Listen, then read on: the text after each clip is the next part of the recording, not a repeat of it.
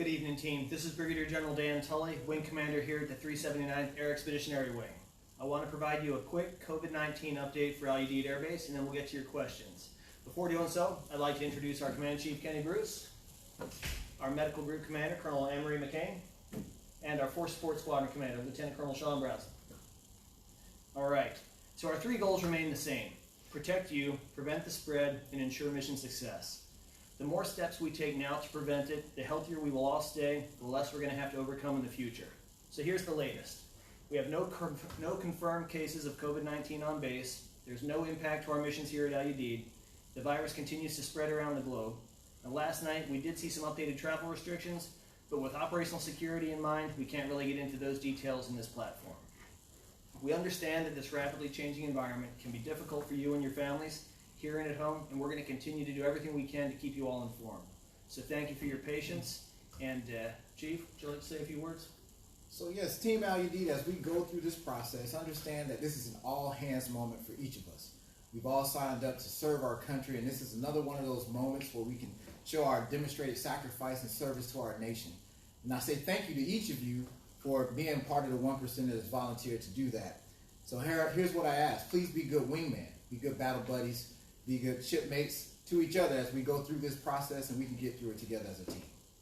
All right, let's go to the questions. Sir, the first question. I saw a public health emergency was declared today. What is the purpose of that?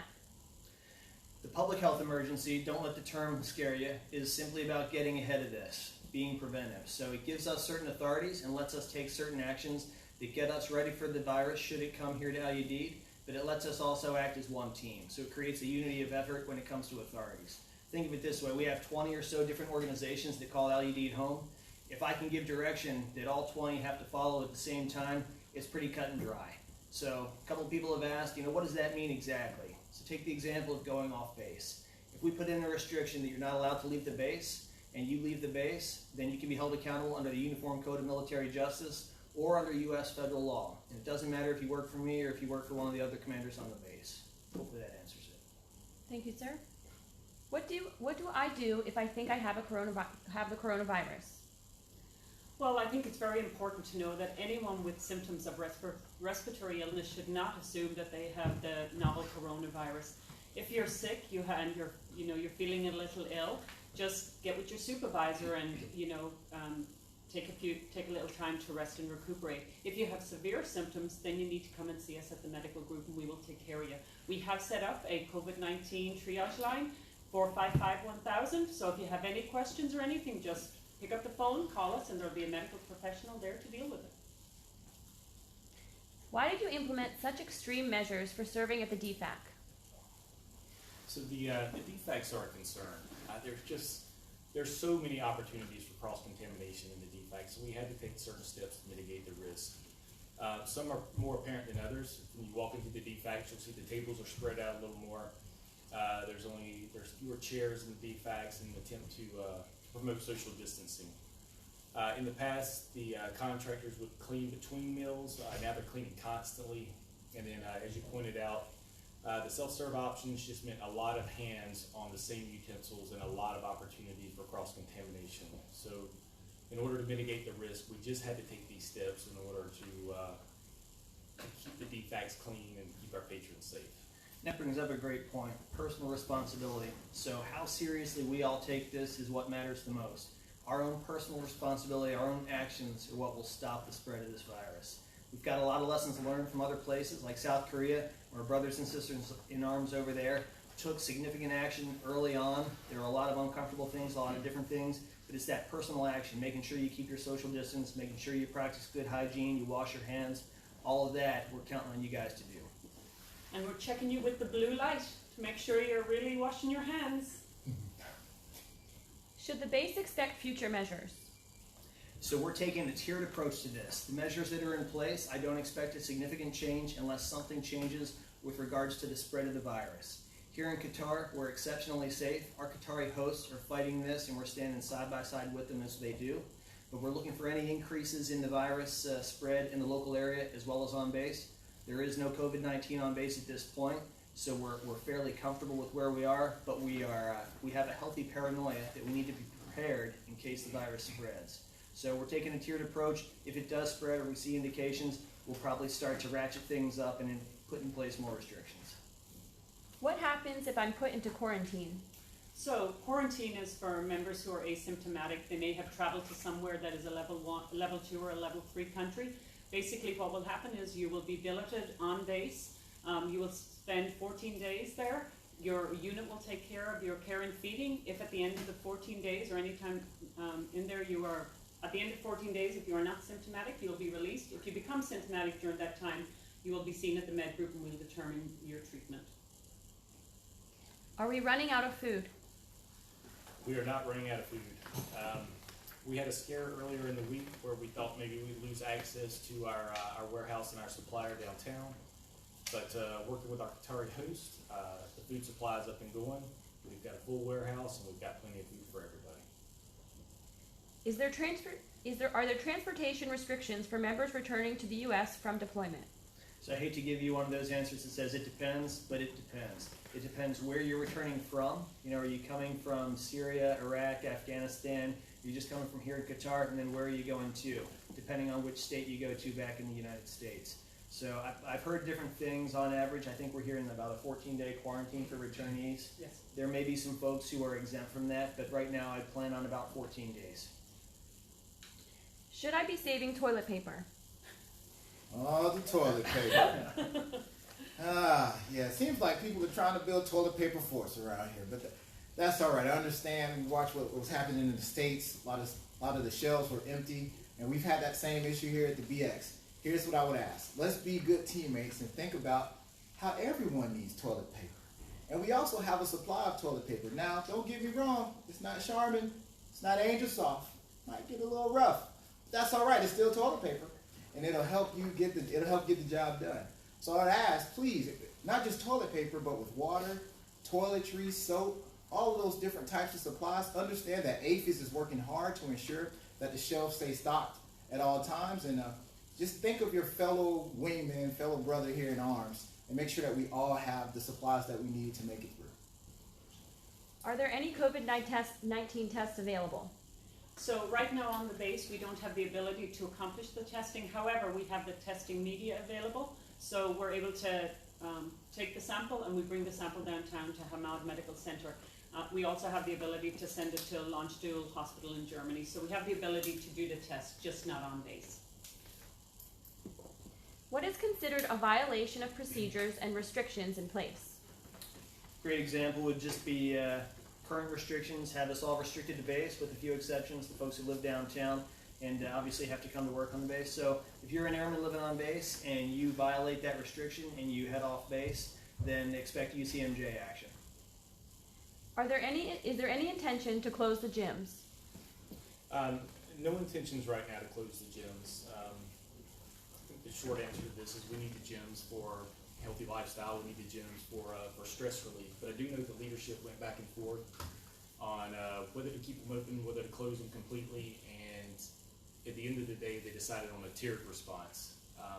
So again, it comes down to personal hygiene, the hygiene at the facility, maintaining social distancing in the gym, and if we maintain these steps and put these steps in action, then we can keep the gym and other facilities on the installation open as well. I'll add one comment on that. A lot of comments about let's disconnect fitness from the fitness center, right? So we don't need a fitness center to remain fit, but I know you all know that. I'm preaching to the choir. And the benefit of the fitness center is that pool. Best way to make sure you have absolutely no COVID-19 on, just jump in that pool. Just keep 6 feet apart. Will I die from coronavirus? The vast majority of people who get coronavirus will not die. In fact, for our population is very healthy, and the death rate for our population is about 0.2%. The people that we're worried about are the elderly and those with comorbidities and those with chronic diseases. So those are the people we really worry about. But our population here, they're in their best health years, so we expect you all to survive it. If we can't have more than 9 people in a group, what does this mean to busing and rideshare? It's a good question. So right now we continue to use the buses and we continue to have people carpool back and forth to work. That's simply because of the nature of this large installation. right? But we are increasing the frequency with which we clean those buses, and we're asking everyone again to take personal responsibility, wipe down the vehicles, the steering wheels, the seats if they're leather or they're plastic, and take good care of it. If something were to become much more serious and we were to see COVID-19 cases spreading, that's one of the options that we would consider is to increase restrictions on those vehicles. How will we find out when people on AUAB start getting sick?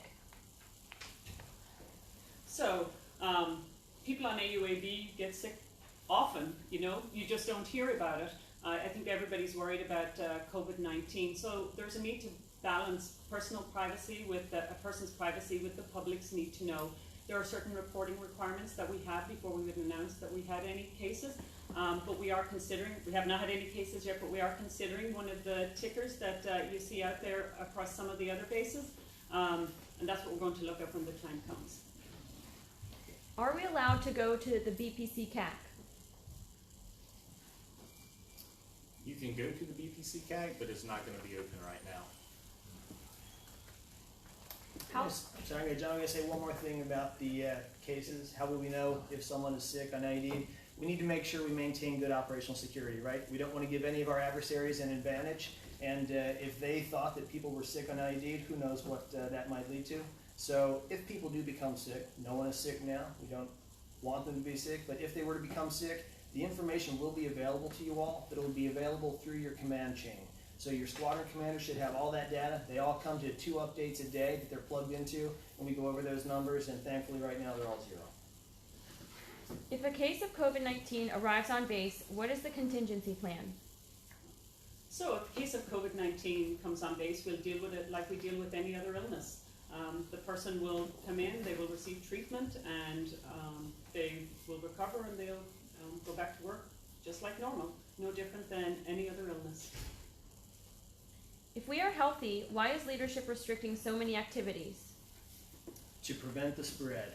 It's better to prevent it before it's here than to wait for it to arrive. Everything we know about this virus is that it's very likely will be spreading between individuals before you exhibit the symptoms and you would come in to get help. So it's all about prevention. Will I redeploy in April? Very likely yes. However, it depends on your situation, the unit you're assigned to, and which component you're in. So I would go check with your squadron commander. He or she should be able to give you the exact, precise answer to that question based on the orders and the information we've received today. But if it helps, we had a rotator leave today, and I understand the rotators will continue. There will be some restrictions on different units, but that also reflects the changing operations here in CENTCOM. Where are we with resuming the latrine cleaning contract? And so if we don't have an update on that, that's okay. We're going to take that offline and get you an answer. But the last I understood, some of our folks were quarantined in the South Industrial area. Our folks are the folks who come and clean. They're OCNs who service these contracts.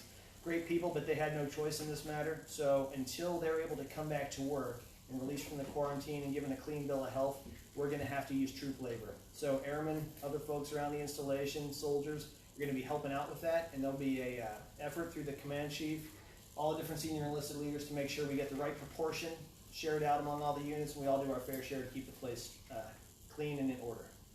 And just for example, I cleaned the walk bathroom yesterday. It's a great time. Put on some gloves and a mask. Had a good time mopping the floor. Took me back to my younger years.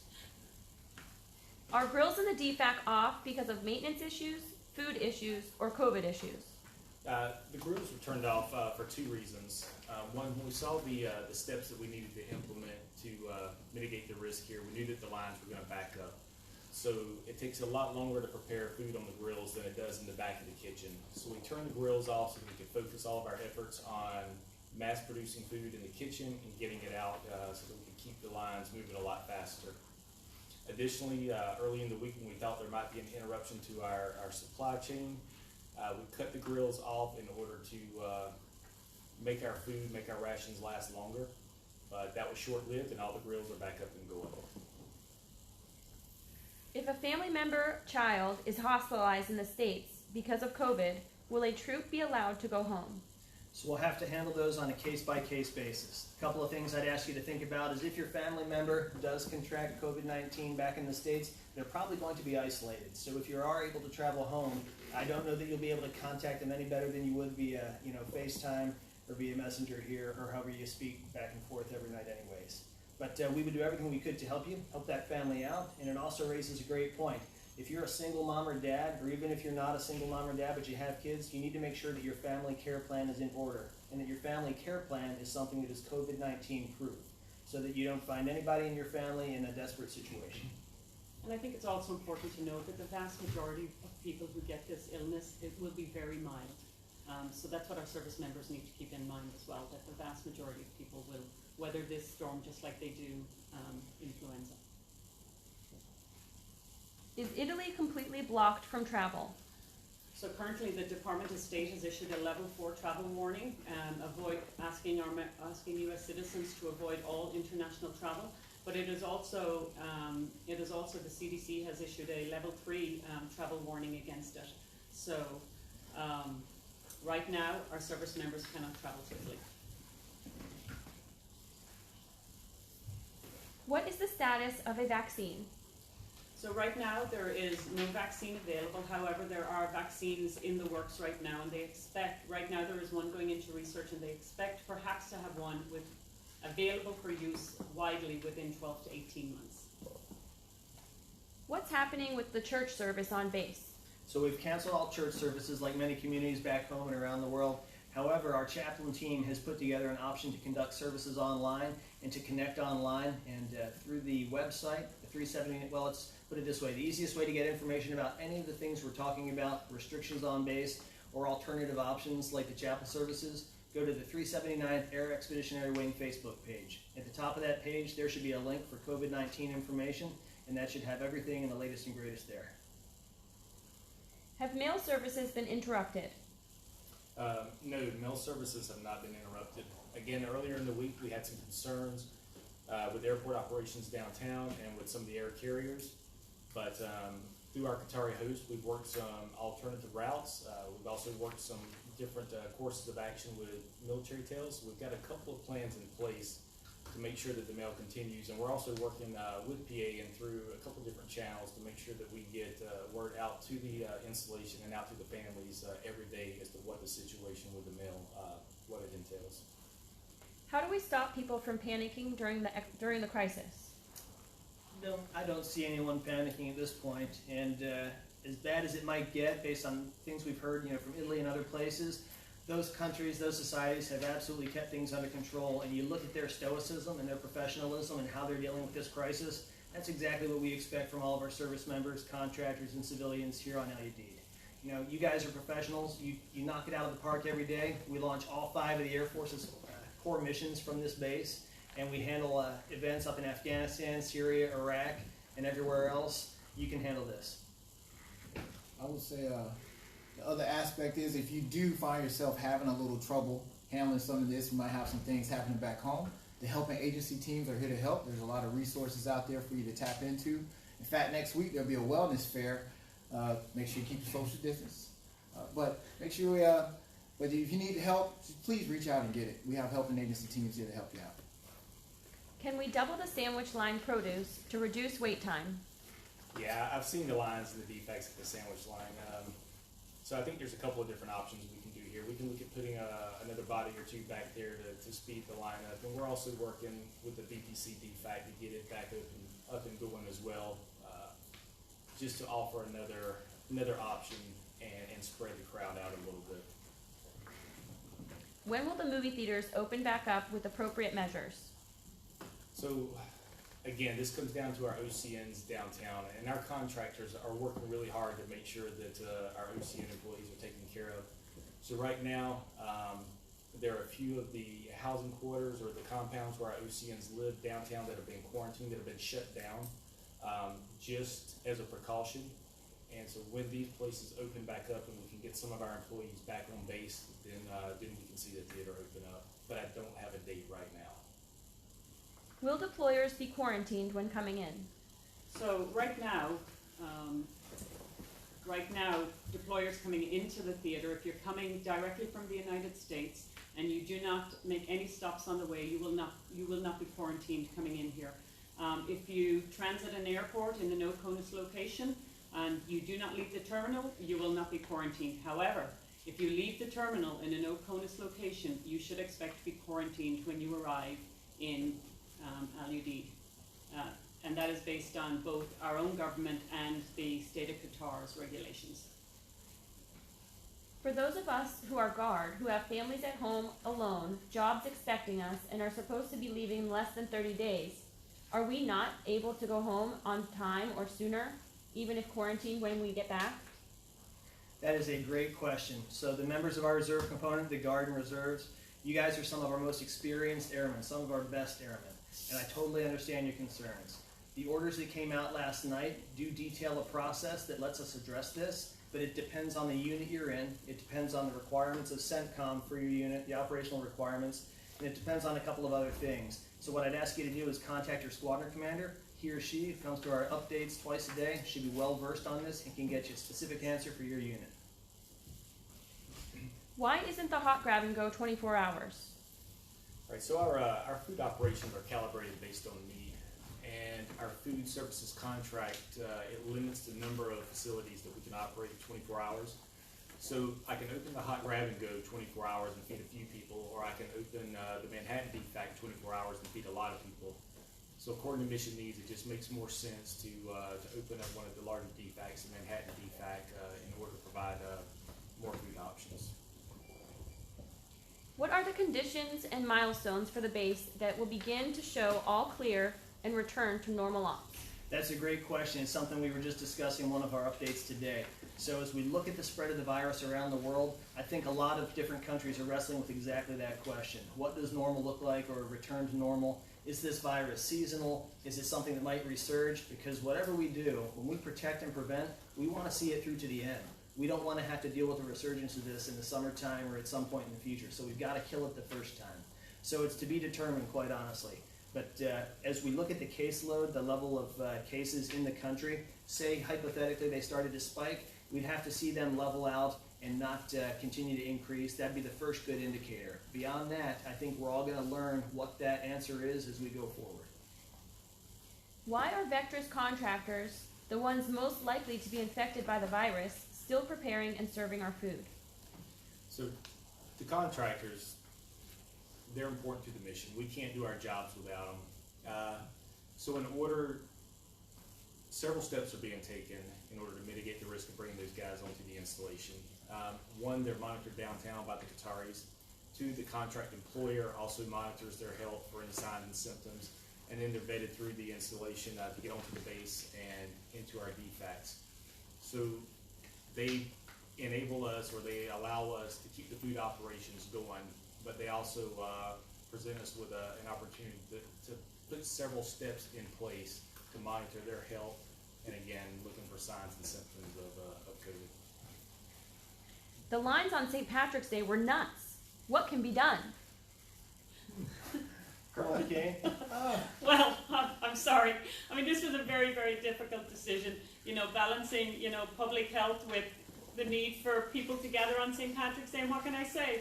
I'm Irish, and I was trying to say what was more likely to cause hysteria: close the pub on St. Patrick's Day, or social distancing. I picked the lesser of two evils. I thought if I closed the pubs on Patrick's Day, it would be worse than everybody getting the virus. Got to be honest with you. Hey, so we thought long and hard about what establishments we kept open and which ones we closed, right? I knew that by and large most people would want to keep the option open to go out and have a drink or something like that, but it's a personal choice to get in line, and it's a personal choice how close you choose to stand next to someone else. So we can do this, and we can be adults and maintain social distancing. One of our airmen threw out an idea: let's put a circular bar in the center of the coalition compound. I don't care what the solution is, but let's do what we need to do to maintain social distancing, good hygiene, and we can probably figure out all kinds of clever ways to do stuff like that and get the theaters open in a way that works, and some other stuff. And I think we're learning. We're not going to get everything right the first time. This is unprecedented, and we're all learning, and we'll continue to learn and prepare us for the future. What is the local leave policy for 365-day deployers? Right now, all leaves are canceled. However, if there is an exception, I have to look back at the guidance and see if there is a way to grant an exception. We could entertain that, because it would only make sense if you're here, you're not restricted to base because you live downtown or something like that, maybe. But for 365s, Right now you're restricted. There's not going to be a movement. Due to increased need for communication, is there any plan to increase Wi-Fi speed? There is. I don't want to brief anything out of concerns that it might not play out to come true, but our comm squadron has been working on this diligently for quite some time. And Secretary Mnuchin has visited Qatar a couple of times, and believe it or not, this has been high on his list. And our Qatari partners are moving heaven and earth to try and help us get faster Wi-Fi access or just internet access on the base. So whether it's 5G internet enabled on the cell phone towers here on base, whether it's increasing the speed of our free CAF Wi-Fi right now, or some other newer, better network, we're working on it, and with any luck, we'll have something in the next month, but I won't promise any dates. Will the BPC Defect open soon? Yeah, we're working hard on that. The original or the planned reopening date for the BPC Defect was April the 4th. The situation on the installation has changed now. There's certain maintenance requirements that have to be met before we can safely reopen it, but we are working now to try to get ahead of our original schedule to open it back up earlier. Does the heat prevent or stop the spread of the virus?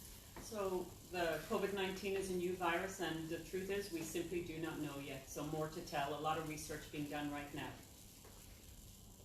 Will MREs be provided? Yeah, we have a pretty big supply of MREs on the installation, and well, to be honest, MREs have always been available and always been provided. If you go to the cold grab and go, you can actually sign out individual MREs. We've seen a drastic uptick in the number of MREs that have been signed out lately, but they are available. If we do go to MREs, we would ask that you make sure you take care of them. Don't waste the MREs. Have like an MRE receptacle box, because we all like those crackers in there, you know, and whatever else. You don't like them? I like the crackers inside the MRE pack. So please just make sure you take care of them. They're pretty expensive. How long do we expect the coffee shops to be closed? I don't know, but I miss them, all of them. Yeah. There's coffee in the Defect. It's painful to think about. The threat changes every day, and I know leadership is looking at the options, and at the end of the day, when there is an opportunity to relax some of the precautions that are being taken right now, then we'll reopen the coffee shops. What is the process for needing to travel off base for mission reasons? It's pretty straightforward. The first 06 in your chain of command signs a letter validating the reason or the mission essential reason you need to depart the installation. That goes to the Wing Operations Center. The Wing Operations Center will look at it. If it's a medical appointment, you'll probably get a ticket to go off base just for that medical appointment for the medical group. If it's for another reason, you'll get a ticket that limits, okay, you go to the appointment and you come back with no stops other than the appointment that's necessary. And that's it. How are we supporting the families of our AUAB service members? So the families are entitled to medical care on the installation, and they're a unique concern here, right? We have about 50 families, including my own. And so families are enabled to come onto the installation for medical care, and if they need other things, their military member is able to get that for them from the installation. The part of the reason that we wanted to limit their travel onto the installation is because of all the children, my daughter's included. The kids go to school downtown, or at least they did until a week or two ago, and it just was beyond what we could control in terms of who they're talking to, who they're interacting with, and we wanted to limit one more avenue that COVID-19 might enter the installation. Is it true CENTCOM has 2 empty BPC dorms? There's one dorm that is being used for isolation, and it has no one in it right now, but we need to reserve that space should the time come when we actually need it. Other than that, CENTCOM Forward Headquarters does control some dorms and senior officer quarters, but to my knowledge, there are no empty ones, that there are folks living in there. They may have folks who are transients coming and going from Afghanistan, but I'm not aware of an empty dorm. Either. Can contractors conduct off-base medical appointments not associated with COVID? Absolutely. I mean, going off base for a medical appointment is considered official travel, and I can provide anybody going off base with a pass once we verify their medical appointment. What buildings do you have available for the 14-day quarantine, and is anyone currently occupying any of those buildings? So we currently have 4 RLBs set aside for quarantine, and there is nobody currently occupying them. We also have our ITCP, which is 15 15 rooms in it, and those are all currently occupied with people who are quarantined because of travel to other countries. And then we have, as we just stated, a dorm in CENTCOM Forward Headquarters that we are going to be using for isolation. And there is nobody in there right now either. They did move some people out so we could actually have the dorm, but there's nobody in them right now. They are available. Have we considered turning the defects into a grab-and-go location? We actually have talked about that idea several times. But every time we talk about it, we come back to the same conclusion. We have two grab-and-go locations, the cold grab-and-go and the hot grab-and-go. And we want to maintain a variety of food available to our patrons. So at the end of the day, we come back to the decision to keep the defects as primary locations for hot meals, for a variety of hot meals, and then still making the grab-and-goes available for those who need to eat on the run. Any chance AFE's concessions can open again? There were orders paid for that have not been delivered. That's a great question. So the straightforward answer is no, we're not planning to open them again, but having this town hall, that's exactly the kind of feedback we need. So I understand there's probably orders placed with those AFE's vendors, and we'll see if there might be some way that we can at least get those orders delivered to help you out. What is the plan to isolate suspected cases with or without symptoms prior to them being sent to the med group for testing? Okay, so if somebody has symptoms, like we talked about before, if somebody has flu-like symptoms, their mild illness, we're going to expect that they will go home, rest and recuperate. If they have severe symptoms or their symptoms don't, if they don't get well, we expect them to come to the med group, and we'll determine whether they need isolation or quarantine. So we will. So it all depends on the situation. How are the Cadillac bathrooms being serviced? All right, so CE has a plan in place. The Force Protection Airmen are currently serving as your Cadillac restroom cleaners. So please be mindful of that it is your fellow airmen that are cleaning those restrooms. So if you could clean up behind yourself to kind of help them out, that would be awesome. But the guys that normally escort the workers who clean it are now the cleaners. So let's all pitch in. It's an all hands effort. Let's help them out. If the primary concern is the virus coming on base, why has the insider threat not been mitigated? There is a certain group of people that currently have the highest probability of exposure. Shouldn't all off-base travel be stopped? It's a little bit to unpack there, but if I understand you, the question's about off-base travel and shouldn't it be stopped.